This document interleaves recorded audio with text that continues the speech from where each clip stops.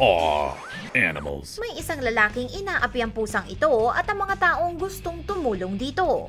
Hindi namin alam kung paano pero na-stuck ang ulo ng pusang ito sa loob ng isang bird feeder at may isang taong panay tanggal sa mga trap na maaaring magligtas sa buhay ng kawawang pusa. Sa bayan ng Brandon sa Manitoba, isang kulay orange at puting pusa na nagngangalang Butterscotch ang nagawang ma-stuck ang ulo sa loob ng isang bird feeder.